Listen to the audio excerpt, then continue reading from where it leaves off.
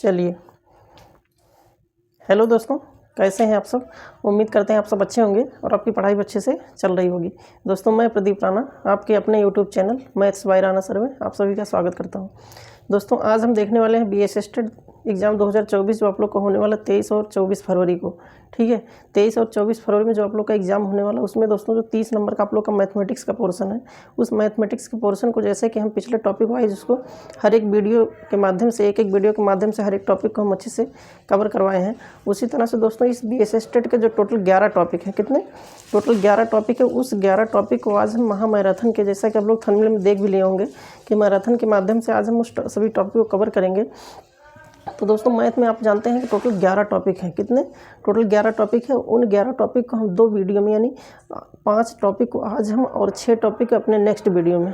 ठीक है, इसका 2 वीडियो बनने वाला है, एक वीडियो आज और एक आप लोग का नेक्स्ट डे यानी कल मिलने वाला है। तो 5 टॉपिक से मिला करके एक वीडियो हमारा आज रहेगा और बाकी जो 6 टॉपिक बनेगा, 6 टॉपिक से अगला वीडियो बनेगा। और ये 2 मैराथन आप लोग का एग्ज़ाम में बहुत ही हेल्पफुल साबित होगा, बहुत ही समझ लीजिए कि आप लोग के लिए इम्पोर्टेंट होगा। तो दोस्तों, अगर आप चैनल पर नए हैं तो चैनल को तुरंत सब्सक्राइब कर लीजिए, लाइक कर दीजिए, अपने दोस्तों के पास शेयर कर दीजिए, जिससे आने वाले हर एक वीडियो का नोटिफिकेशन आप तक सबसे पहले पहुंच सके और आप जान पाएँ कि हम कौन से वीडियो लेकर के डेली आते हैं। दोस्तों, हमारे इस चैनल पर आप लोग को मैथ और रीजनिंग से रिलेटेड हर एक टॉपिक को अच्छे से पढ़ाया जाता है, बाद में उसको प्रैक्टिस सेशन के माध्यम से हर एक टॉपिक को अच्छे से कवर कराया जाता है। तो इसलिए आप लोग चैनल पर अगर नए हैं तो चैनल को तुरंत सब्सक्राइब कर लीजिए, लाइक कर दीजिए, अपने दोस्तों के पास शेयर कर दीजिए। ठीक है, तो आइए यहाँ पे देखते हैं फटाफट। जैसे कि आप लोग टोटल 11 टॉपिक है, उन 11 टॉपिक में सबसे फर्स्ट टॉपिक आप लोग का है geometric shapes and spatial understanding, यानी जिसको हिंदी में हम कहते हैं ज्यामितीय आकार एवं स्थानिक समझ। ठीक है, क्या कहते हैं? ज्यामितीय आकार एवं स्थानिक समझ इसको कहते हैं। दोस्तों, इन 11 टॉपिक में जो आप लोग का मैथमेटिक्स का पोर्शन है, उन 11 टॉपिक में सबसे लंबा टॉपिक जो है आप लोग का यही है, geometric shapes and their spatial understanding, ज्यामितीय आकार एवं स्थानिक समझ। सॉरी। तो दोस्तों, आप लोग चैनल वीडियो के अंत तक बने रहिएगा, इसको बिल्कुल मत कीजिएगा। उम्मीद करते हैं जो आप लोग का आने वाला एग्ज़ाम जो 23 तारीख को होने वाला है, 23 और 24 को जो आप लोग का एग्ज़ाम होने वाला है, उसमें बहुत ही हेल्पफुल साबित होगा। और इस वीडियो की कीमत, इस वीडियो का महत्व तो आप उस दिन समझेंगे जब आप एग्ज़ाम हॉल में जाएंगे, तब आपको पता चलेगा कि मैथ्स से रिलेटेड जो भी क्वेश्चन आए हैं उससे, क्योंकि हम जो यहाँ पर जो भी टॉपिक लेकर के आए हैं, आपको पहले सबसे पहले उस टॉपिक को अच्छे से समझाएंगे, उसके बाद उस पर रिलेटेड क्वेश्चन को 4 से 6 क्वेश्चन, हर एक टॉपिक से 4 से 6 क्वेश्चन को हम यहाँ पे आप लोग को बताएंगे कि एग्ज़ाम में किस तरह से क्वेश्चन आते हैं। ठीक है, एग्ज़ाम में किस तरह से क्वेश्चन आते हैं, जो प्रीवियस ईयर का क्वेश्चन आया हुआ है या जो आप लोग का नेक्स्ट एग्ज़ाम में आने वाला है, अगले एग्ज़ाम में आने वाला है, तो किस तरह से क्वेश्चन आएगा, उससे रिलेटेड हम यहाँ पे क्वेश्चन लेकर के आएंगे, जिससे आप लोग को अच्छे से समझ में आ जाए कि हाँ, जो भी हम टॉपिक यहाँ पे पढ़े हैं उससे रिलेटेड अगर क्वेश्चन आ जाए तो हम आसानी से कर सकते हैं। ठीक है, तो दोस्तों देखिए, यहाँ पे सबसे पहले हम समझते हैं कि geometric shapes and spatial understanding, इस पर हम वीडियो ऑलरेडी बना चुके हैं, लेकिन आज इस मैराथन में हम उन सबको कवर करवाएंगे ज्यामितीय आकार एवं स्थानिक समझ से रिलेटेड। ठीक है, तो सबसे पहले इसमें जैसा कि आप लोग जानते हैं, हम यहाँ पे जिक्र करेंगे त्रिभुज। किससे? सबसे पहले यहाँ पे त्रिभुज के बारे में। जैसे त्रिभुज को आप लोग जानते हैं, इंग्लिश में इसको कहते हैं ट्राइंगल। ठीक है, अब इसमें कुछ मेन पॉइंट आप समझिए कि जैसे कि आप जानते हैं कि त्रिभुज कहते किसे हैं। सबसे पहले इसको आगे समझने से पहले आप ये जानिए कि त्रिभुज होता क्या है, त्रिभुज कहते किसे हैं। तो 3 रेखाखंडों से, एक रेखाखंड जैसे ये हो गया, एक रेखाखंड ए हो गया और एक रेखाखंड यहाँ पे ए हो गया। तो 3 रेखाखंडों से, मान लीजिए अगर इसको हम पॉइंटेड कर दें तो 3 रेखाखंड यानी ABC, ये तीनों रेखाखंड हैं। ठीक है, तीनों क्या हैं? AB, BC, CA, ये तीनों रेखाखंड हैं। इन तीनों रेखाखंडों से घिरी एक आकृति होती है, जो यहाँ पे आकृति बनी हुई है, इसी आकृति को हम क्या कहते हैं? त्रिभुज कहते हैं। ठीक है, और अगर बात किया जाए तो इसके सभी कोणों का योग कितना होता है, तो इसके सभी कोणों का योग दोस्तों कितना होता है? 180 यानी 180 अंश होता है। वीडियो को बिल्कुल अच्छे से आप लोग फुल वॉच कीजिए। उम्मीद करते हैं कि बहुत ही अच्छे से आप लोग को हर एक टॉपिक क्लियर होगा और आपके एग्ज़ाम में बहुत ही मददगार साबित होगा दोस्तों ये वीडियो आप लोग का। इसीलिए आज हम इसको मैराथन के माध्यम से लेकर के आए हैं। ये तो हो गया आपका त्रिभुज। अब हम समझेंगे कि त्रिभुज को अगर हम कह दें कि एक तो त्रिभुज हमारा, त्रिभुज को हम दो तरीके से समझ सकते हैं, एक भुजा के आधार पर, एक कोण के आधार पर। क्या है कि एक तो भुजा के आधार पे होता है, किसके आधार पे? भुजा के आधार पर, भुजा के आधार पर त्रिभुज होता है, और एक कोण के आधार पर। तो अगर हम भुजा के आधार पर समझें तो जैसे कि एक हमारा होता है भुजा, तो भुजा के आधार पे होता है, एक होता है आपका समबाहु त्रिभुज। क्या होता है? एक समबाहु त्रिभुज, ठीक। और दूसरा यहाँ पे आप समझिए कि विषम बाहु त्रिभुज। क्या? विषम बाहु त्रिभुज, ठीक। और एक होता है आपका समद्विबाहु। कौन सा त्रिभुज? समद्विबाहु त्रिभुज, ठीक है, एक समद्विबाहु त्रिभुज। अब समबाहु त्रिभुज की बात अगर किया जाए तो देखिए इसको इस तरह से बनाते हैं, ठीक। अगर आप फिगर को नहीं समझ पा रहे हैं तो आप इसके नाम से ही जान जाइए कि यहाँ देखिए लिखिए समबाहु, सम मीन्स बराबर, बाहु मीन्स भुजा, ठीक। यानी जिसकी भुजाएं आपस में सभी बराबर हों। अब देखिए इसमें तीन की तीनों भुजाएं आपस में क्या हैं? बराबर हैं। तो सम मीन्स बराबर, बाहु मीन्स भुजा, यानी जिसकी तीनों भुजाएं आपस में बराबर हों उसको क्या कहते हैं? यहाँ पे समबाहु त्रिभुज, ठीक। और विषम बाहु, विषम मीन्स मतलब विषम मीन्स सबसे अलग है, यानी सभी भुजाएं अलग हों। विषम मीन्स अलग, और बाहु मीन्स भुजा, यानी जिसकी प्रत्येक भुजाएं, जितनी भी भुजाएं, इसमें तीन भुजाएं हैं, तीनों भुजाएं क्या होनी चाहिए? अलग अलग होनी चाहिए। जैसे एक भुजा यहाँ पे इतना बड़ा है, ये कितना बड़ा है, ये कितना। अब देखिए इसमें तीनों भुजाएं अगर हम देखेंगे तो तीनों भुजाएं आपस में क्या है? भिन्न है। इसमें कोई भी भुजा अगर हम देखेंगे तो चाहे अगर इसको हम इस तरह से पॉइंटेड करके देखें ए बी सी, तो इसमें ए बी, बी सी और सी ए, अगर तीनों भुजा की बात किया जाए तो तीनों भुजाएं क्या हैं? आपस में एक दूसरे से भिन्न है, ठीक है। और समद्विबाहु, सम मीन्स बराबर, द्वि मीन्स दो, बाहु मीन्स भुजा, ठीक है। यानी जिसकी दो भुजाएं आपस में बराबर हों। जैसे हम एग्जाम्पल के तौर पे यहाँ पे देखेंगे, इस तरह से अगर कोई त्रिभुज आपका है, ठीक है, दिख रहा है, इस तरह से कोई त्रिभुज है, तब देखिए इसमें ये दोनों भुजाएं यानी ए बी और सी, अगर ए बी और ए सी की बात किया जाए तो देखिए ये दोनों भुजाएं आपस में बराबर हैं, ये दोनों भुजाएं आपस में क्या है? बराबर हैं।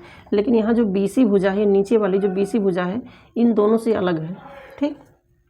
तो उम्मीद करते हैं कि समझ गए होंगे। तो समबाहु त्रिभुज में क्या होता है कि सभी भुजाएं आपस में बराबर होती हैं। विषम बाहु में क्या होता है? सभी भुजाएं आपस में जो है बराबर नहीं होती, बल्कि एक दूसरे से भिन्न होती हैं। समद्विबाहु में क्या है कि इसकी दो भुजाएं बराबर होती हैं और तीसरी भुजा इससे अलग होता है, ठीक है। तो ये हो गया आपका भुजा के आधार पे। अब आ जाइए हम यहाँ पे समझते हैं कोण के आधार पे। कोण के आधार पर अगर हम त्रिभुज की बात करें यहाँ पे, तो देखिए यहाँ पे हम लिख दे रहे हैं कोण के आधार पर। किसके आधार पर? कोण के आधार पर, ठीक। तो कोण के आधार पर कितने होते हैं? तो पहला आपका यहाँ पे आप समझिए कि न्यून कोण। पहला क्या है? पहले यहाँ पे न्यून कोण। तो न्यून कोण क्या होता है? समझिए कि न्यून कोण वे सभी कोण होते हैं जिसका मान 0 से और 90 अंश के बीच हो। वे सभी के सभी कोण कौन से कोण कहलाते हैं? न्यून कोण कहलाते हैं, ठीक है। और दूसरा यहाँ पे समझिए कि समकोण। दूसरा कौन सा कोण है? समकोण। दोस्तों इसको अच्छे से देखिए क्योंकि अभी इसी पर बेस्ड क्वेश्चन भी हम आप लोग को बताने वाले हैं, तो इसको अच्छे से समझिएगा कि समकोण क्या होता है कि जब कोई कोण 90 अंश यानी एक आपका हॉरिजॉन्टल लाइन और उसी पे एक परपेंडिकुलर लाइन इस तरह से रहे तो उसके बीच में, ठीक है, इन दोनों के बीच में टोटल कितने अंश का कोण बनता है? 90 अंश का, ठीक है। तो समकोण का मतलब यहाँ पे 90 डिग्री। और फिर उसके बाद तीसरे की बात किया जाए कि अगर 90 और 180 के बीच की बात किया जाए तो इसको हम कहेंगे अधिक कोण, ठीक है। क्या कहेंगे इसको? अधिक कोण। अधिक कोण। अधिक कोण क्या होता है? तो 90 अंश और 180 अंश के बीच के कोण को जो होता है, इस कोण को हम क्या कहते हैं? अधिक कोण कहते हैं। यानी 90 और 180 अंश के बीच के कोण को हम क्या कहते हैं? अधिक कोण कहते हैं। और चौथा यहाँ पे आपका है ऋजुरेखीय कोण। कौन सा है?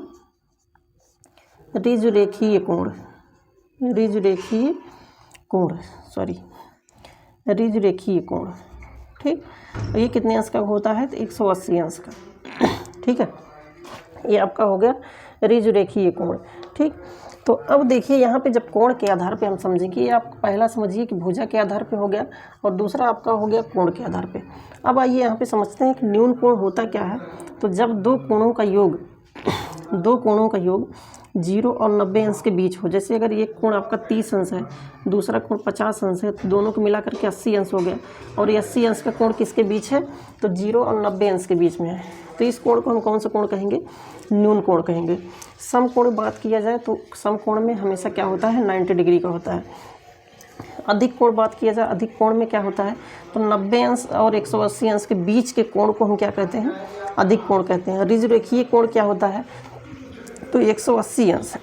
180 अंश होता क्या है कि जैसे कोई इस तरह से रेखा है, कोई लाइन है, इस रेखा के एक तरफ जो टोटल कोण बनता है उस टोटल कोण को हम क्या कहते हैं?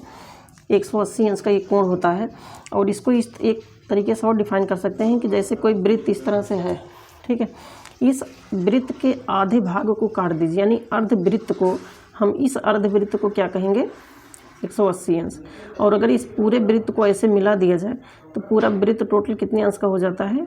360 अंश का, ठीक है। तो उम्मीद करते हैं कि ये भुजा के आधार पे और कोण के आधार पे जो आप लोग का त्रिभुज होता है, इस त्रिभुज को आप लोग अच्छे से समझे होंगे। अब उसके बाद हम इस पर बात देखते हैं चतुर्भुज। चतुर्भुज में यहाँ पे समझेंगे कि चतुर्भुज होता क्या है। तो अगर स्क्रीनशॉट लेना हो तो स्क्रीनशॉट ले लीजिए, फिर हम नेक्स्ट पॉइंट देखते हैं इसके चतुर्भुज के बारे में, ठीक है। चलिए आइए यहाँ पे समझते हैं जो आप लोग का क्वाड्रिलेटरल। क्वाड्रिलेटरल इसको चतुर्भुज को क्या कहते हैं? क्वाड्रिलेटरल इसको इंग्लिश में कहते हैं, ठीक है। नेक्स्ट पॉइंट क्या है आपका? चतुर्भुज, ठीक है, जिसको इंग्लिश में कहते हैं क्वाड्रिलेटरल। क्या कहते हैं? क्वाड्रिलेटरल इसको कहते हैं। अब आप सबसे पहले समझिए कि होता क्या है, चतुर्भुज कहते किसे हैं।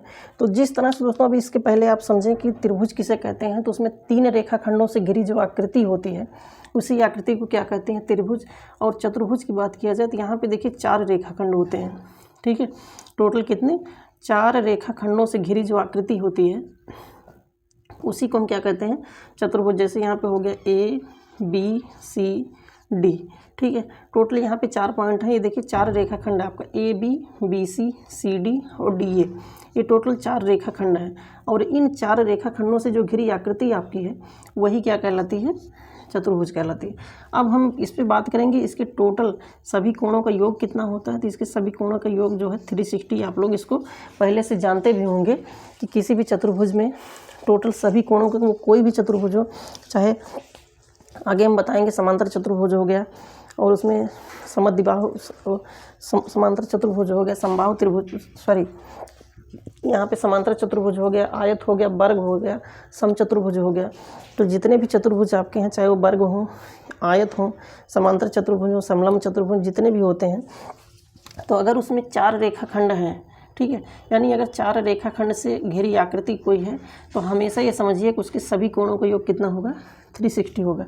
अब आइए समझते हैं। सबसे पहले हम यहाँ पे समचतुर्भुज, समचतुर्भुज की बात करें दोस्तों, कोई भी आकृति अगर आप समझेंगे तो सबसे पहले उसके जो उसका नाम है, ठीक है, इसके नाम से भी आप समझ जाइए। जैसे सम में से यहाँ पे क्या है? बराबर है। चतुर्भुज में चतुर्भुज इस तरह से, यानी जिसकी चारों भुजाएं आपस में क्या हैं? बराबर हैं। जैसे इस तरह से कोई चतुर्भुज है तो इसकी सभी यानी 4 की चारों भुजाएं क्या हैं? आपस में बराबर है। अब जैसे यहाँ पे हम आयत की बात करें, आयत की बात करें तो आयत जिसको इंग्लिश में कहते हैं रेक्टेंगल, क्या कहते हैं? जिसको इंग्लिश में कहते हैं रेक्टेंगल। अब आयत होता क्या है? तो यहाँ पे देखिए इस तरह से आयत की आकृति होती है। आयत में इसका अगर डेफिनीशन, इसको डेफिनीशन के माध्यम से समझें तो इसके आमने सामने की भुजाएं आपस में क्या होती हैं? बराबर होती हैं। तो आमने सामने की भुजाएं इसमें क्या होती हैं? बराबर होती हैं। अब यहाँ पे एक चीज़ और समझेंगे कि इसका अगर विकर्ण है, जो क्वेश्चन आप लोग का पूछा जाता है, अभी क्वेश्चन हम इसमें बताएंगे तो क्वेश्चन के माध्यम से आप लोग का अच्छे से क्लियर हो जाएगा कि इसके जो विकर्ण होते हैं आपस में एक दूसरे के परपेंडिकुलर होते हैं, ठीक है। इसके विकर्ण होते हैं एक दूसरे के, पहली बात तो परपेंडिकुलर होते हैं, और दूसरी बात है, ठीक है, यहाँ पे दूसरी बात है, एक तो परपेंडिकुलर, ठीक है, परपेंडिकुलर, और दूसरी बात है इसके प्रत्येक कोण का मान कितना होता है?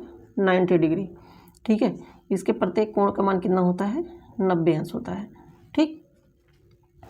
अब हम एक चीज़ और समझेंगे यहाँ पे कि वर्ग, अगर वर्ग की बात किया जाए जिसको इंग्लिश में कहते हैं स्क्वायर, ठीक, जिसको इंग्लिश में स्क्वायर कहते हैं वर्ग। वर्ग में क्या है कि वर्ग की सभी भुजाएं, जितनी भुजाएं हैं वर्ग की सभी भुजाएं आपस में क्या होती हैं, बराबर होती हैं। ए बी सी डी, इसकी सभी की सभी भुजाएं आपस में क्या होती हैं, बराबर होती हैं। यानी सभी भुजाएं कितने अंश का होते हैं, सभी कोण कितने अंश के होते हैं, 90 अंश के, ठीक है। अब आप कहेंगे सर इसमें भी सभी कोण 90 अंश और आयत में भी सभी कोण 90 अंश, बिल्कुल, लेकिन यहाँ पे एक चीज़ ये भी ध्यान देना है कि इसकी सभी भुजाएं, यानी अगर ए है तो ए भी ए हो जाएगा, ए भी ए हो जाएगा, ए भी, यानी सभी भुजाओं का जो मान, सभी भुजाओं की जो लंबाई है वो इसमें सेम होता है, सेम होता है मतलब समान होता है, ठीक है। जबकि आयत में क्या है कि इसके केवल आमने सामने की भुजा बराबर होती हैं, ठीक है। यहाँ पे जैसे इसके आमने सामने की भुजा ही बराबर होगी, इसके आमने सामने की भुजा ही बराबर होगी, लेकिन इसके सभी कोण क्या होते हैं, 90 अंश के होते हैं। 90 अंश के साथ साथ इसकी सभी भुजाएं आपस में बराबर नहीं होती। ये तो आयत हो गया और ये वर्ग हो गया। अब हम समझते हैं समांतर चतुर्भुज। क्या समझते हैं, यहाँ पे अगर समांतर चतुर्भुज की बात किया जाए तो ध्यान दीजिएगा, ये देखिए इस तरह से बनता है, ठीक है। ये आपका इस तरह से, ठीक है, ए बी सी और डी। अब इसमें आप कहेंगे कि इसके कोण कितने होते हैं, तो टोटल दोस्तों इसके भी टोटल सभी कोणों का योग कितना होता है, 360 अंश होता है। लेकिन यहाँ पे कोण ए जो है वो कोण सी के बराबर है और कोण बी जो है कोण डी के बराबर है, ठीक है। यानी इसके आमने सामने के कोण बराबर होते हैं, इसमें आमने सामने की भुजा बराबर होती है। तो दोनों में जो डिफरेंस अगर हम देखें, यहाँ पे आयत और समांतर चतुर्भुज, ठीक है, आयत और समांतर चतुर्भुज इन दोनों की बात अगर किया जाए यहाँ पे, तो इसमें जो है आमने सामने की भुजा बराबर होती है, लेकिन इसमें आमने सामने के कोण बराबर होते हैं। कैसे कि जैसे अगर यहाँ पे एक कोण 60 अंश का है तो ये भी कोण कितने अंश का हो जाएगा, 60 अंश का, ठीक है। अब बचा 6 दूनी 12, 120, बचा 240, तो 240 को इसको कर दीजिए 120 अंश, तो ये भी हो जाएगा 120 अंश। तो यही है दोनों में, यहाँ पे समांतर चतुर्भुज और यहाँ पे रेक्टेंगल यानी आयत, दोनों में यही डिफरेंस है कि इसके आमने सामने के कोण बराबर होते हैं और इसमें आमने सामने की भुजा बराबर होती है। लेकिन दोनों में अगर सेम की बात किया जाए, इक्वल की बात किया जाए, तो दोनों में सभी कोणों का योग कितना होता है, तो इसमें भी इसके टोटल, ठीक है, टोटल कोणों का योग इसमें कितना होता है, 360, इसमें 360 होता है, इसमें भी क्या होता है, 360 होता है। इसमें भी अगर बात किया जाए तो वर्ग में, तो इसके भी सभी कोणों का योग कितना होता है, 360 अंश। सम चतुर्भुज की बात किया जाए तो इसमें भी टोटल कोणों का योग कितना होता है, 360 अंश। तो ये हो गया, हम चतुर्भुज के बारे में कुछ समझ लिए। इसके बाद आइए समझते हैं, हम क्वेश्चन को देखते हैं, इस पर बेस्ड क्वेश्चन, कुछ क्वेश्चन को हम यहाँ पे लगाते हैं, ठीक है।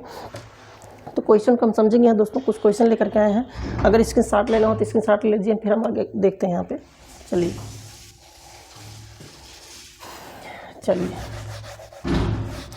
चलिए यहाँ पे देखते हैं इस पर बेस्ड क्वेश्चन, कुछ क्वेश्चन को लगाते हैं, क्योंकि क्वेश्चन के माध्यम से आप लोग को अच्छे से क्लियर हो जाएगा कि हाँ हम इसमें बताने वाले क्या है, ये आप लोग को अच्छे से समझ में आ जाएगा, ठीक है। इसको मिटा देते हैं, आप लोग इसको हेडिंग डाल लीजिएगा, ठीक है।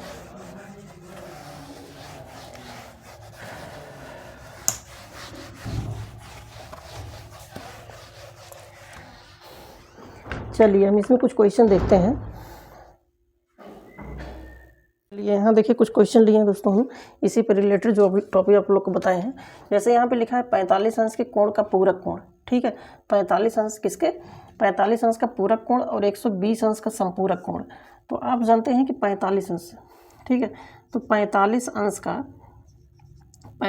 का पूरक, और पूरक आप जानते हैं कि जब दो कोणों का योग 90 अंश होता है तो उस कोण को हम क्या कहते हैं, पूरक कोण कहते हैं। तो अगर एक कोण उसमें से 45 अंश है तो दूसरा कोण क्या होगा, तो इस 90 में से 45 को घटा दीजिए, दूसरा कोण कितना आ जाएगा, 55 अंश, ठीक है। और संपूरक क्या होता है कि बताए थे हम वीडियो में कि संपूरक कोण उसे कहते हैं जब दो कोणों का योग 180 अंश के बराबर हो तो उस कोण को क्या कहते हैं, संपूरक कोण। अब यहाँ पे इसमें एक कोण दिया है 120 अंश, ठीक है। पूछा है कि 120 अंश के कोण का संपूरक कोण क्या होगा, तो 120 अंश का संपूरक कोण, ठीक है, 120 का संपूरक कोण क्या होगा, तो इसको कीजिए 180 में से इस 120 को माइनस कर देंगे तो आ जाएगा 60 अंश। ठीक है, अब यहाँ पूछा क्या है, क्वेश्चन में क्या दिया है कि 45 अंश के कोण का पूरक। तो 45 अंश के कोण का पूरक, यहाँ पे 45 अंश का पूरक कोण अगर हम निकालेंगे तो 90 में से 45 को घटा दिए, यहाँ पे आ गया 55। ठीक है, सॉरी यहाँ पे 45 आ गया। ठीक है, कितना 45, 90 में से 45 यहाँ पे घटा दिए, कितना आ गया 45 अंश। 120 अंश का संपूरक कोण, तो 180 में से 120 को घटा दिए तो यहाँ पे कितना आ गया 60 अंश। तो 45 अंश का पूरक यहाँ 90 में से 45 घटाएं 45 अंश आ गया, और 120 अंश का संपूरक कोण क्या हो गया, 180 में से 120 को घटा दिए 60 अंश आ गया। अब आगे पूछा है कि इन दोनों का योगफल निकालना, हमको क्या निकालना है, दोनों का योगफल। तो योगफल को क्या करेंगे, इन दोनों को जोड़ देंगे तो आ जाएगा 5 और 6 4 10, यानी 105 अंश। कितना आ गया, तो 45 अंश के पूरक कोण का और 120 अंश के संपूरक कोण का, दोनों का अगर योगफल देखा जाए तो टोटल कितना आ गया 105 अंश। तो यहाँ पे इसमें ऑप्शन नंबर सी सही है। ठीक है, तो इसी तरह से दोस्तों छोटा छोटा क्वेश्चन आप लोग का एग्जाम में आता है, और कॉन्सेप्ट ना क्लियर होने की वजह से क्वेश्चन को हम गलत करके चले जाते हैं। ठीक है, अब देखिए यहाँ पे क्वेश्चन नंबर 2 को देखिए, लिखा है कि उस कोण की माप बताइए। कोई एक कोण है, पता नहीं है हमको, आइए इसको हम निकालते हैं यहाँ पे कि उस कोण की माप बताइए जिसका पूरक कोण।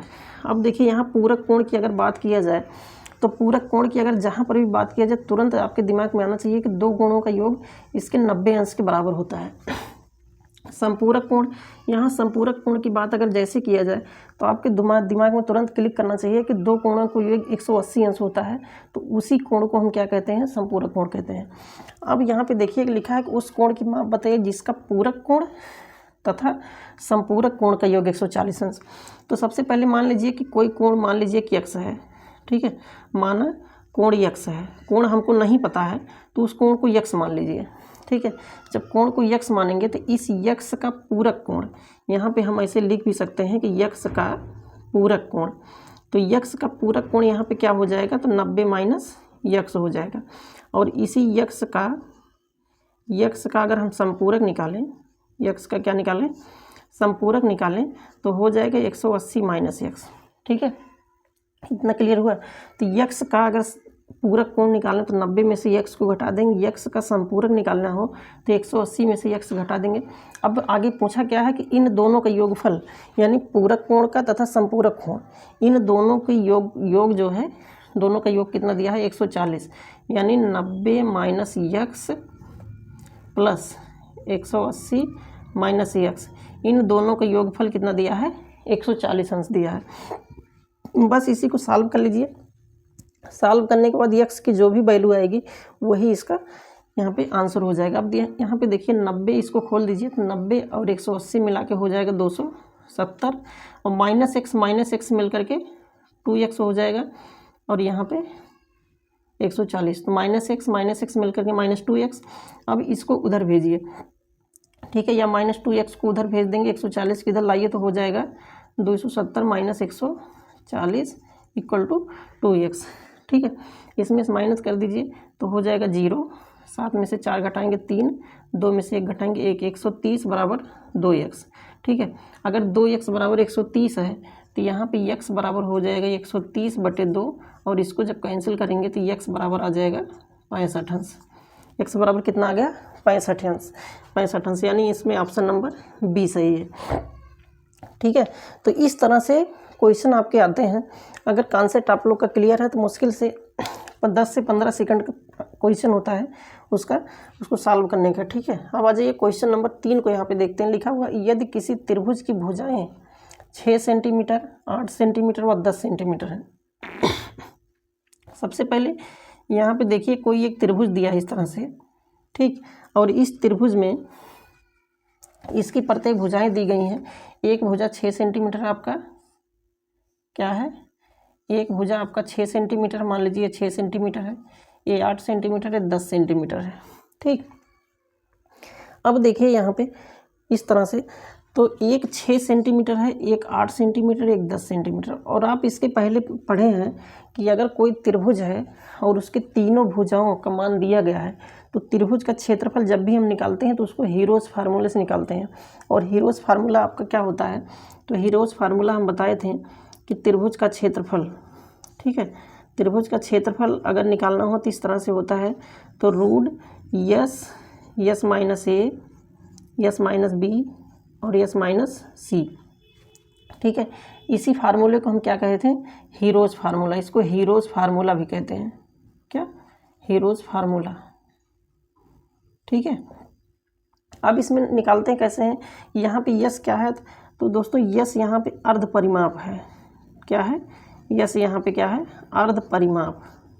और अर्ध परिमाप को डिनोट कैसे करते हैं, तो ये होता है a plus b plus c by 2। ठीक है, अब यहाँ a की वैल्यू, यहाँ देखिए जो 6 है, 6, a को 6 मान लीजिए और यहाँ b बराबर 8 मान लीजिए, a बराबर 6 मान लीजिए और c बराबर 10 मान लीजिए। बस इसी से निकाल लीजिए। यहाँ a की जगह पर रख दीजिए 6, b की जगह पर रख दीजिए 8 और c की जगह पर रख दीजिए 10/2। और इसको जब करेंगे 10 8 18, 18 और 6 24 हो जाएगा, 24/2 और इसको कैंसिल आउट करेंगे तो आ जाएगा 12। यानी यस का मान जो आ गया वो आपका 12 आ गया। यस का मान यहाँ पे जहाँ जहाँ यस है, यस की जगह 12 रख दीजिए। बाकी ए बी सी की वैल्यू तो दी गई है और उसके बाद इसको सॉल्व कर लीजिए। ठीक है, नीचे नहीं दिख रहा है, यहाँ पे ऊपर हम इसको सॉल्व कर देते हैं इस क्वेश्चन को। तो देखिए यहाँ पे क्षेत्रफल हमको निकालना है, तो क्षेत्रफल हम क्या करेंगे, त्रिभुज का क्षेत्रफल, तो रूट ऑफ हो जाएगा यस की जगह पे, जहाँ इसमें यस दिया है यस की जगह पर रखिए 12। क्या रखिए, 12। और उसके बाद अंदर है यस माइनस ए, तो यस की जगह पर रखेंगे 12 और माइनस ए की जगह पर देखिए यहाँ पे दिया है 6, तो 12 माइनस 6। और दूसरे में हो जाएगा 12 माइनस 8 और तीसरे में हो जाएगा 12 माइनस सी, सॉरी 12 माइनस 10। ठीक, 12 माइनस 10।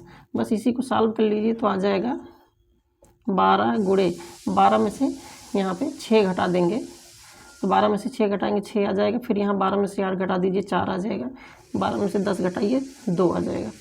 ठीक है, अब यहाँ 6 चौके 24, 24 दूना 48, तो 12 गुणे 48।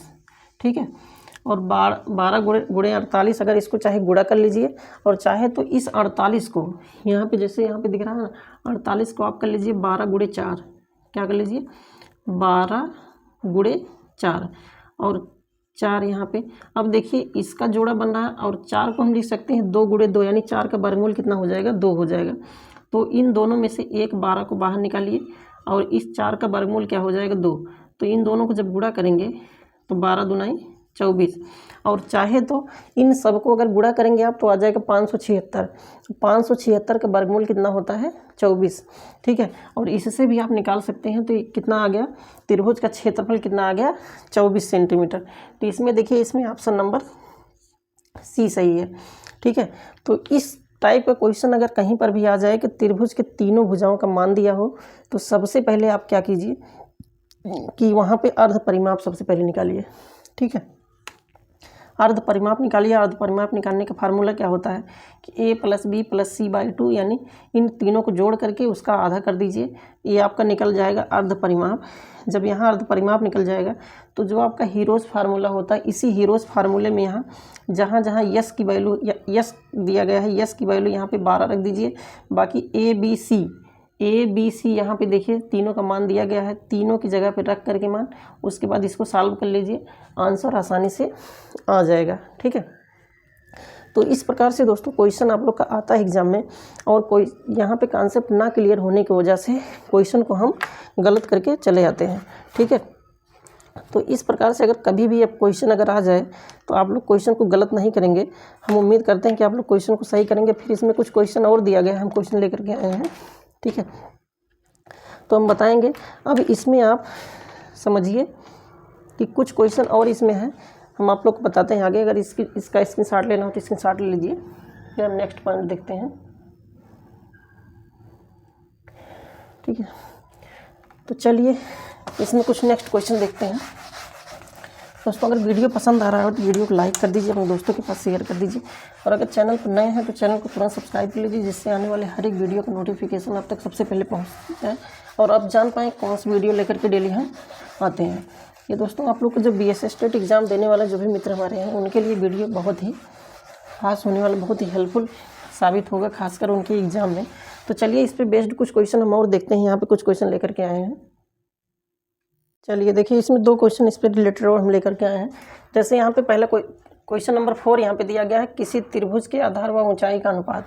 जैसे कोई त्रिभुज यहाँ पे दिया गया है इस तरह से, ठीक है, ए बी सी, इस तरह से कोई त्रिभुज दिया है, लिखा है त्रिभुज के आधार व ऊंचाई का अनुपात, ठीक है। तो सबसे पहले आधार, सबसे पहले क्या दिया गया है, आधार का, और दूसरी दिया गया है ऊंचाई का। तो आधार यहाँ पे लिखा है 3 और ऊंचाई यहाँ से लेकर के ऊंचाई कितना दिया गया है 4, ठीक। अब दोस्तों यहाँ पे एक चीज़ ये देखना है कि ये अनुपात दिया है, ठीक है, इसकी एग्जैक्ट वैल्यू नहीं दी गई है। यहाँ पे जो इसके आधार और ऊंचाई इन दोनों का रेशियो दिया गया है, ठीक है। क्या दिया गया है, यहाँ पे इन दोनों का रेशियो दिया गया है, इसकी एग्जैक्ट वैल्यू नहीं दी गई है। तो हम यहाँ पे क्या करेंगे कि इसको हम यहाँ पे 3x मान लेते हैं, इसको 4x मान लेते हैं। अभी जब x की वैल्यू हमारी आ जाएगा तो उसको 4 और 3 से गुणा करा करके, ठीक है, यहाँ में मल्टीप्लाई करके हम आधार और ऊंचाई दोनों का मान यहाँ पर निकाल सकते हैं, ठीक है। अब हम जानते हैं कि यहाँ पर त्रिभुज का जो क्षेत्रफल होता है, क्या कि त्रिभुज का क्षेत्रफल हमको पता है कि हाफ बेस इंटू हाइट, क्या होता है, बेस इंटू हाइट, यानी आधार गुणे ऊंचाई। इसी को तो अब तक हम लोग पढ़ते आए हैं कि जो त्रिभुज का क्षेत्रफल, और ये यहाँ कहाँ पर लागू होगा कि जब कोई त्रिभुज है उसके हॉरिजॉन्टल से एक परपेंडिकुलर लाइन इस तरह से डालते हैं, यानी त्रिभुज की कुछ ना कुछ यहाँ से अगर जब ऊंचाई हम यहाँ पे मापते हैं तब हम वहाँ पे ये जो त्रिभुज का क्षेत्रफल निकालते हैं कि half into base into height, ठीक है। अब यहाँ पे करेंगे क्या कि त्रिभुज का एक क्षेत्रफल तो हमको दिया गया है, कितना दिया गया है, 1176 ऑलरेडी हमारे क्वेश्चन में दिया गया है। तो हम यहाँ पे 1176 यहाँ लिखेंगे, और हाफ बेस हमारा कितना दिया गया है 3x, और हाइट कितना दिया गया है 4x।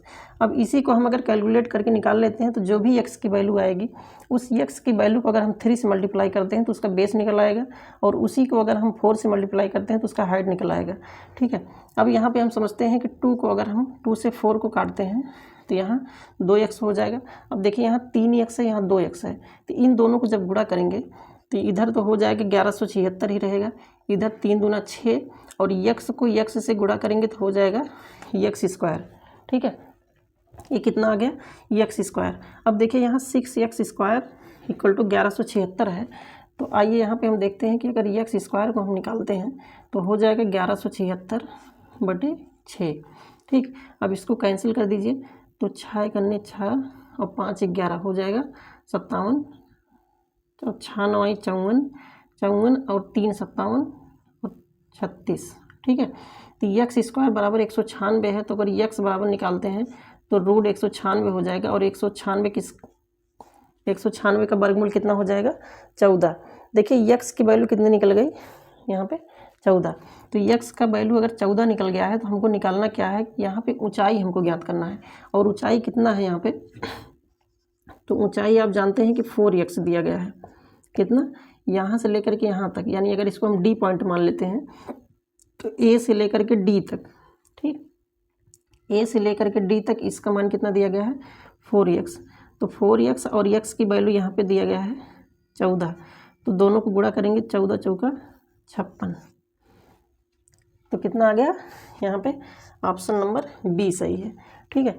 तो इस प्रकार से अगर क्वेश्चन आ जाए कि किसी त्रिभुज के बेस और हाइट दोनों का रेशियो दिया रहे, तो रेशियो को हम एग्जैक्ट वैल्यू कभी भी नहीं मानते, बल्कि उन दोनों का रेशियो दिया गया है कि हाँ 3 और 4 के अनुपात में, या जो भी वैल्यू अगर दिया गया हो क्वेश्चन में तो उसको हम समझते हैं। तो रेशियो को हम कभी भी एग्जैक्ट वैल्यू नहीं समझते हैं। उसके बाद यहाँ पे यदि क्षेत्रफल, अगर यहाँ पे एक क्षेत्रफल उसका एक एरिया दिया गया है तो बाकी हम इस फार्मूले में रख करके x की वैल्यू निकाल लेते हैं। x की वैल्यू निकाल करके उसके जो बेस का मान दिया गया है, ठीक है, यहाँ पे जो बेस का रेशियो दिया गया उससे मल्टीप्लाई कर देते हैं, या हाइट के रेशियो जो भी हमारा क्वेश्चन में पूछा रहेगा उससे हम गुणा करके उसका मान निकाल लेते हैं, ठीक है। तो यहाँ हमको पूछा था, यहाँ ऊंचाई पूछा था, तो ऊंचाई को हम यहाँ पे 4x है तो 4 को 14 से गुणा करके निकाल लेंगे, तो आ गया ऑप्शन नंबर सी सही है, ठीक है, 56। अब क्वेश्चन नंबर यहाँ पे क्वेश्चन नंबर 5 देखिए कि लिखा है कि किसी चतुर्भुज के कोण, तो आप जानते हैं कि कोई भी चतुर्भुज इसके सभी कोणों का योग कितना होता है 360 है। तो आप लोग अच्छे से जानते हैं, आदि अनंत काल से पढ़ते चले आ रहे हैं, ठीक है। लिखा है कि कोण क्रमशः थीटा, 2 थीटा, 4 थीटा, 9 थीटा है। ठीक है। तो थीटा का मान ज्ञात कीजिए। तो इन सभी अगर चतुर्भुज है तो इन चारों का योगफल क्या हो जाएगा, सभी का योगफल 360 अंश के बराबर होगा। अब इनको जोड़ लीजिए, 12 4 5 4 9 9 2 11 11 1 12, तो हो जाएगा 12 थीटा बराबर 360, कितना 360। अब यहाँ थीटा की वैल्यू अगर निकालना है तो 360 बटे 12, 12 3 36 आ जाएगा 30 अंश, कितना आ गया। तो ऑप्शन नंबर सी। तो जब भी इस तरह से कोई क्वेश्चन दे, अगर वहाँ पे थीटा की वैल्यू पूछे या अल्फा की वैल्यू पूछे, एक्स की वैल्यू पूछे, वाई की वैल्यू पूछे, सिग्मा की वैल्यू पूछे, आपका लैम्डा की वैल्यू पूछे, कहीं पर भी अगर इस तरह से क्वेश्चन दिया रहे तो सबसे पहले अगर चतुर्भुज की बात किया जाए तो सबको ऐड करके और इसको इक्वल कर दीजिए, किसके 360 के इक्वल कर दीजिए। अगर वहीं पे आपका ट्रायंगल की बात किया जाए तो ट्रायंगल में क्या कीजिए, सबको ऐड करके उसके बाद उसको 180 के बराबर कर दीजिए, तो आसानी से इसको आप समझ सकते हैं। ठीक है, अब आ जाइए हम इसमें नेक्स्ट टॉपिक पे देखते हैं, जो आप लोग का नेक्स्ट दूसरा टॉपिक है। इसमें आप लोग का नंबर एंड ऑपरेशंस। ठीक है, इसको अगर स्क्रीनशॉट लेना हो तो स्क्रीनशॉट ले लीजिए, हम फिर नेक्स्ट टॉपिक यहाँ पे देखते हैं। चलिए,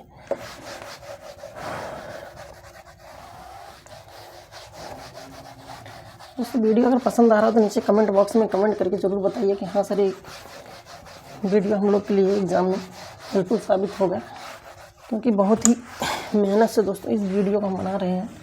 तो आइए समझते हैं, यहाँ पे देखते हैं कि नेक्स्ट पॉइंट यहाँ पर आपका है नंबर एंड ऑपरेशंस। क्या है, सेकेंड टॉपिक है आपका नंबर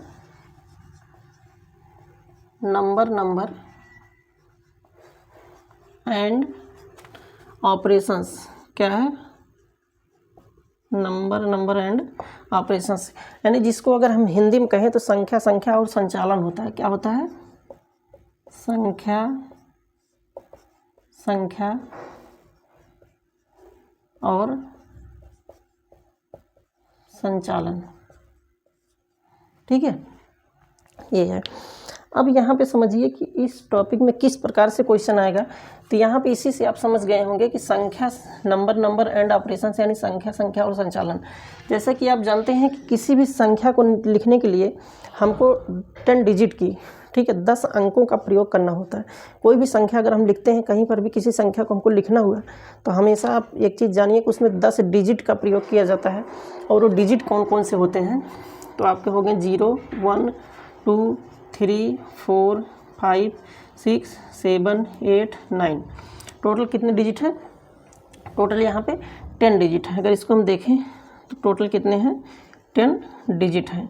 अब किसी भी संख्या को जब हमको लिखना होता है, तो जैसे हम एग्जाम्पल के तौर पे यहाँ पे देखते हैं कि एग्जाम्पल के तौर पे हम समझते हैं कि जैसे हमको लिखना हुआ 63 90 5। अब देखिए ये जो संख्या लिखा गया है 63,905 लिखा गया है, तो इसमें कहीं ना कहीं इसी 10 डिजिट का ही प्रयोग हुआ है। ठीक है, कितनी भी बड़ी संख्या आपको लिखना हुआ, ठीक है, कितनी भी बड़ी संख्या आपको लिखना हुआ, तो इसको अगर आप देखेंगे तो इन्हीं 10 डिजिट का ही इसमें प्रयोग किया गया है। ठीक, अब इसमें क्वेश्चन किस तरह से पूछा जाता है, तो यहाँ पे दोस्तों इन्हीं संख्याओं से रिलेटेड ही क्वेश्चन पूछा जाता है। और क्वेश्चन किस प्रकार से पूछा जाता है, तो आइए हम उस क्वेश्चन को देखते हैं यहाँ पे कि क्वेश्चन किस प्रकार से पूछा जाता है। तो ये आपका हो गया नंबर एंड ऑपरेशन से आप लोग का सेकंड टॉपिक है, जो आप लोग का मैथमेटिक्स का सिलेबस है। तो पहला टॉपिक आप लोग का geometrical shapes and their understanding वाला जो टॉपिक है पहला, तो वो आप लोग का हो गया स्पेसियल अंडरस्टैंडिंग हो गया। दूसरा आप लोग का ये नंबर एंड ऑपरेशन से आप लोग का दूसरा टॉपिक है। ठीक है, अब दूसरे टॉपिक पे बेस्ड हम कुछ क्वेश्चन लिए हैं, तो आइए हम उन क्वेश्चन को यहाँ पे देखते हैं।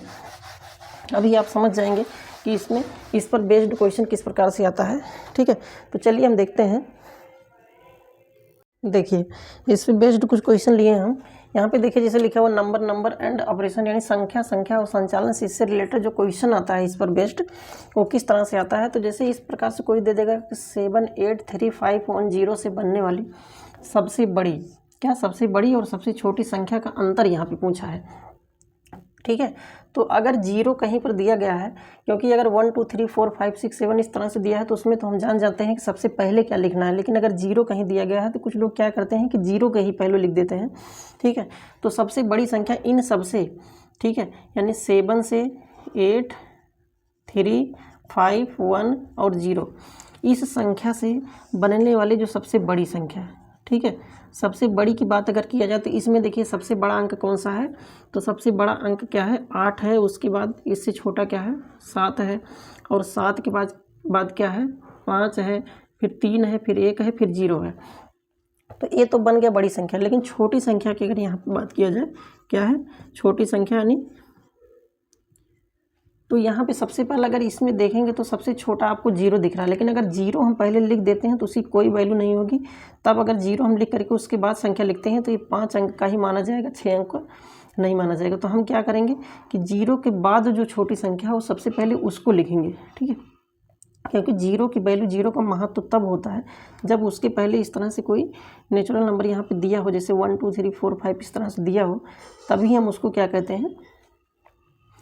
तो यहाँ पे सबसे पहले हम लिखेंगे 1, फिर उसके बाद लिखेंगे 0, फिर लिखेंगे 3, फिर 5, फिर 7, फिर 8, ठीक है। अब यहाँ पूछा क्या है कि सबसे बड़ी संख्या और सबसे छोटी संख्या, इन दोनों का अंतर पूछा है। तो अंतर का मतलब है कि इसको माइनस कर दीजिए, 10 में से 8 घटा देंगे 2 आ जाएगा, यहाँ 10 हो गया, 10 में से 7 घटा देंगे 3 आ जाएगा, 12 में से 5 घटाएंगे 7, यहाँ कितना बचा 4 में से 3 घटाएंगे 1, ये 7 हो जाएगा, 8 में से 1 घटाएंगे 7, यानी 77 17 32, 77 17 32, इसमें ऑप्शन नंबर बी सही है, ठीक है। तो इस प्रकार से क्वेश्चन आप लोग के एग्जाम में आएगा, ठीक है। इस प्रकार से कोई संख्या दिया रहेगा, उसमें सबसे बड़ी और सबसे छोटी संख्या का योग पूछ लेगा, उसका अंतर पूछ लेगा, ठीक है। और जो इसमें ट्रेंडिंग का क्वेश्चन बन रहा है वो इस तरह से बन रहा है, ये मोस्ट इंपॉर्टेंट, इसको लगा लीजिए। इस तरह से जो ट्रेंडिंग का क्वेश्चन बन रहा है, जैसे दे देगा 10957 से बनने वाली सबसे बड़ी संख्या और सबसे छोटी संख्या के योग में, यानी दोनों को जोड़ दीजिए, योग में सैकड़े के स्थान पर कौन सा है, किसके स्थान पर, सैकड़े के स्थान पर कौन सी संख्या है। इस प्रकार से अब क्वेश्चन पूछ रहा आप लोग का। और जो लोग अगर पढ़े नहीं रहते हैं, कॉन्सेप्ट अगर क्लियर नहीं रहता है, तो इतने इजी क्वेश्चन को, इतने आसान क्वेश्चन को छोड़ के चले जाते हैं, जो कि बहुत ही दुखद होता है। तब हम यहाँ पे देखिए सबसे बड़ी संख्या, इससे बनने वाली सबसे बड़ी संख्या कौन सी हो जाएगी। तो सबसे पहले बड़ी की बात किया जाए तो हो जाएगा 9 7 5 1 0, ठीक है, ये बड़ी संख्या। और छोटी की बात अगर किया जाए तो छोटी संख्या क्या हो जाएगी 1 0 5 7 9, ठीक है। इन दोनों का योगफल पूछा है, तो इन दोनों का योगफल इसको जोड़ लीजिए 9, 7 1 8 5 5 10, 7 1 8, और यहाँ पे हो जाएगा 9 1 10, ठीक। अब इसमें आगे क्या कहा है कि सैकड़े के स्थान पर कौन सा अंक होगा, कौन सी संख्या, इसमें सैकड़े के स्थान पर कौन सा अंक होगा। तिकाई दहाई सैकड़ा, यहाँ देखिए सैकड़े का स्थान पर क्या है 0 है, तो इसमें कौन सा हो जाएगा, ऑप्शन नंबर बी सही हो जाएगा, ठीक है। तो इस प्रकार से दोस्तों नए नए क्वेश्चन जो ट्रेंडिंग के आज की डेट में बन रहे हैं, इस प्रकार से नए नए क्वेश्चन आते हैं।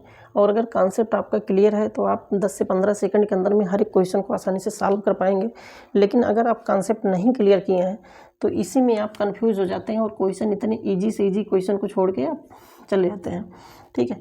तो चलिए, इसमें 2 टॉपिक हो गया हमारा, छोटा टॉपिक था। इसके बाद इसमें नेक्स्ट टॉपिक देखते हैं, क्वेश्चन टॉपिक नंबर 3, ठीक है। चलिए अब थर्ड टॉपिक देखिए। इसमें तीसरा टॉपिक इसमें क्या कह रहा है, तीसरा टॉपिक इसका क्या है, तो तीसरा टॉपिक है सॉल्यूशन टू, यहाँ पे तीसरे टॉपिक की बात किया जाए, तीसरा टॉपिक है solution to currency related problems. तीसरा टॉपिक आपका है कि सॉल्यूशन टू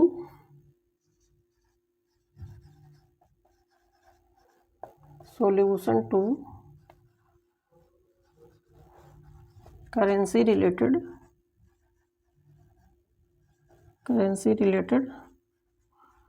प्रॉब्लम्स, ठीक है, करेंसी रिलेटेड प्रॉब्लम। अब इस पे बेस्ड कुछ क्वेश्चन आता है, ठीक है। इसमें हम 2 टॉपिक को एक साथ लेते हैं, छोटा छोटा टॉपिक है currency, solution to currency related problems, और एक टॉपिक आपका है मेजरमेंट वाला। क्या एक जो इसमें चौथा टॉपिक है वो क्या है, मेजरमेंट वाला है, मेजरमेंट्स, ठीक है। और इस मेजरमेंट्स में आप जानते हैं कि इसमें लेंथ दिया है, मास दिया है, वेट दिया है, वॉल्यूम दिया है, ठीक है। ये सब टॉपिक इसमें दिया गया है। अब आइए इसमें थोड़ा सा समझते हैं हम कि जैसे इसके पहले हम आप लोग को बताए थे कि इस solution to currency related problem क्या है, कि इसमें जैसे कुछ पॉइंट हम जानते हैं यहाँ पे कि 1 रुपया बराबर यहाँ पे 100 पैसा, 1 रुपया बराबर 100 पैसा, ये तो आप लोग जानते हैं। अगर यहीं पे 1 लाख की बात किया जाए, 1 लाख बराबर यहाँ पे 100,000, इसको भी हम समझते हैं। अगर इसको 100,000 को अगर के में लिखना हो तो 100 के इस तरह से लिखते हैं, ठीक है। 1 लाख को यहाँ पे 100 के भी लिखते हैं, ठीक है।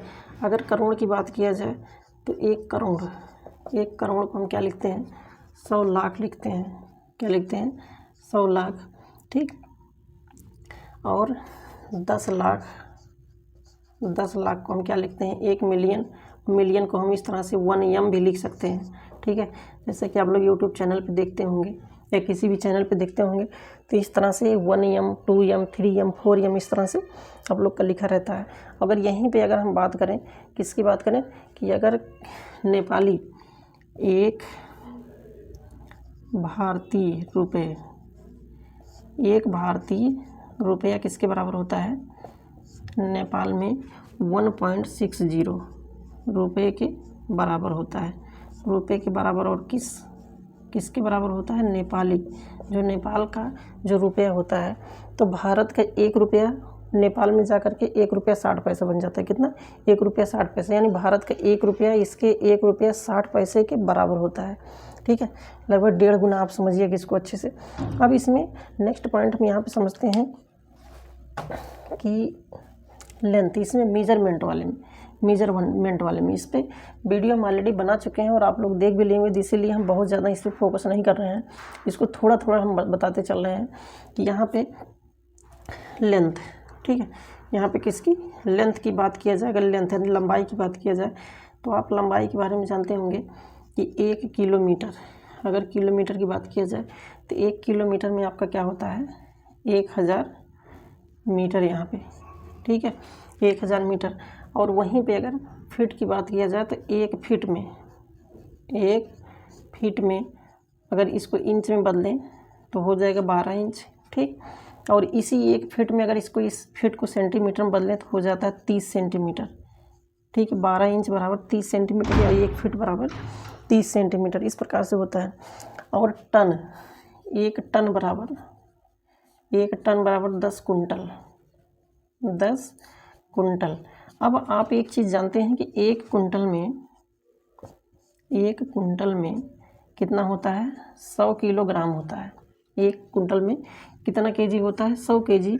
तो यहाँ 10 कुंटल दिया गया है, तो 10 को अगर 1 कुंटल में 100 केजी होता है तो अगर इसको केजी में हम चेंज करें तो 100 से गुणा कर देंगे तो ये आ जाएगा यहाँ पे 1000 केजी, ठीक है। कितना आ जाएगा, 1000 केजी। यही तो है कि 1 टन में 10 कुंटल और इसको करते हैं तो 1000 केजी, यानी 1000 किलोग्राम को हम क्या कहते हैं, 1 टन। इसको 1 टन के बराबर हम लिखते हैं। अब इस लेंथ मास वेट वॉल्यूम से रिलेटेड क्वेश्चन किस प्रकार से आता है, क्योंकि हम इसको तो ऑलरेडी आप लोग को पढ़ाए हैं, इसके पहले वाले वीडियो में पढ़ाए हैं, तो इस पर बेस्ड क्वेश्चन किस प्रकार से आता है। तो आइए हम क्वेश्चन को यहाँ पे डायरेक्ट लेते हैं कि क्वेश्चन किस तरह से आता है, ठीक है। तो चलिए हम देखते हैं कि क्वेश्चन, इस पर बेस्ड क्वेश्चन किस प्रकार आता है।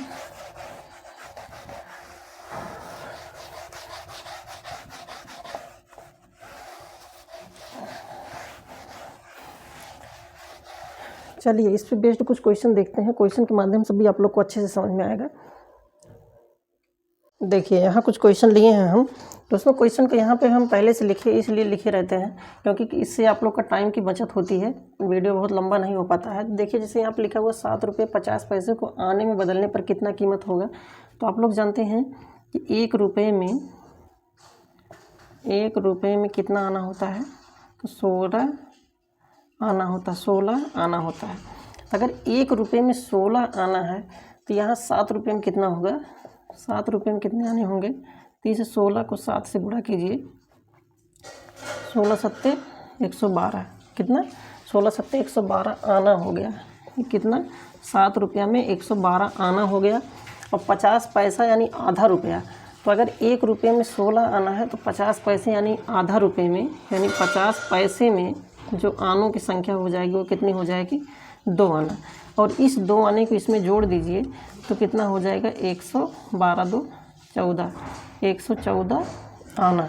ठीक है, कितना हो जाएगा 50 पैसा मतलब 8 आना होता है, कितना 8 आना। ठीक, तो इसमें 112 आना में इस 8 को जोड़ दीजिए तो हो जाएगा 120 आना। ठीक है, टोटल कितना हो जाएगा 120 आना। ठीक, तो इसमें ऑप्शन नंबर सी सही है। ठीक, कौन सा, ऑप्शन नंबर सी सही है। तो इसी तरह से दोस्तों छोटी छोटी चीज़ आपको जानना बहुत ज़रूरी है कि पैसे में और लंबाई में, चौड़ाई में, और इस तरह से कोई भी जो आपकी छोटी छोटी यूनिट है, छोटी छोटी यूनिट को जानना बहुत ज़रूरी है।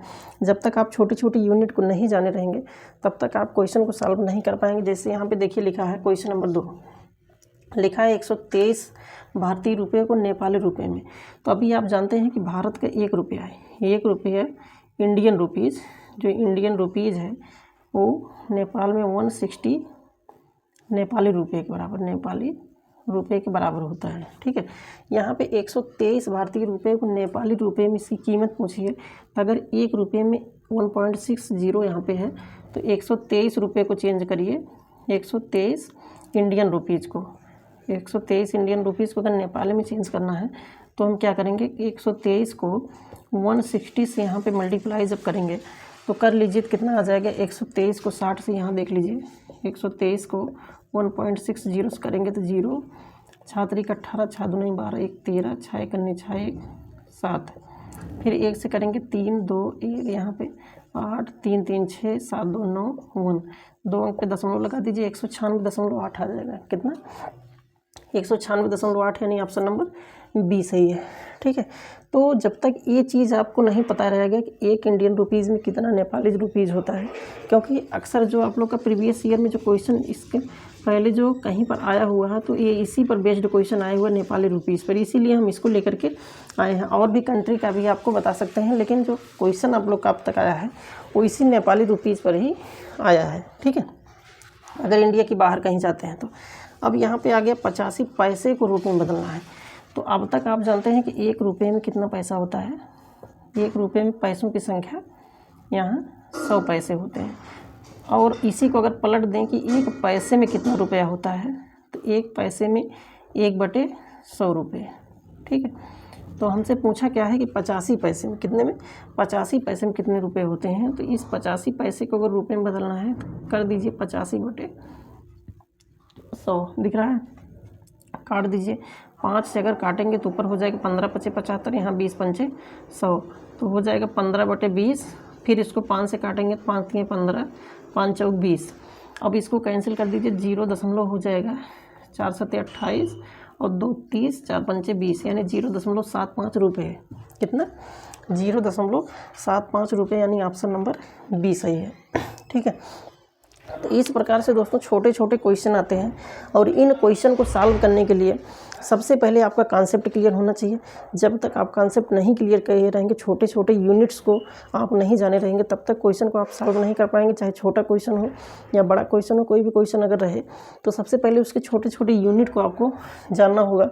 छोटा छोटा यूनिट क्या है उसका पता होना चाहिए, पता होने तभी आप क्वेश्चन को सॉल्व कर सकते हैं। ठीक है, तो आज का वीडियो दोस्तों आप लोग को कैसा लगा?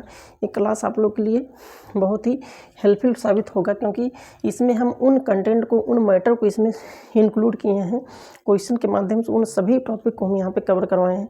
आप लोग का जो भी 4 से 5 टॉपिक इसमें कवर हुआ, इसमें क्वेश्चन के माध्यम से हर एक टॉपिक को हम अच्छे से कवर कराने का पूरी प्रयास किए हैं। ठीक है, तो वीडियो कैसा लगा आप लोग को, क्लास कैसा लगा, नीचे कमेंट बॉक्स में कमेंट करके ज़रूर बताइएगा कि हाँ ये क्लास कैसा लगा, क्योंकि हमारा जो नेक्स्ट क्लास आने वाला है इसमें भी दोस्तों इससे ज़्यादा क्वेश्चन है, और वो क्वेश्चन आप लोग के एग्जाम पॉइंट ऑफ व्यू से बहुत ही हेल्पफुल साबित होंगे। ठीक है, तो चलिए आज की वीडियो में इतना ही दोस्तों, मिलते हैं किसी नेक्स्ट वीडियो में। और अगला वीडियो आने के लिए आप लोग कमेंट बॉक्स में कमेंट करके ज़रूर बताइएगा हाँ वीडियो आना चाहिए कि नहीं आना चाहिए। ठीक है, तो चलिए आज की वीडियो में इतना ही दोस्तों, मिलते हैं किसी नेक्स्ट वीडियो में किसी नेक्स्ट कॉन्सेप्ट के साथ। तब तक के लिए जय हिंद।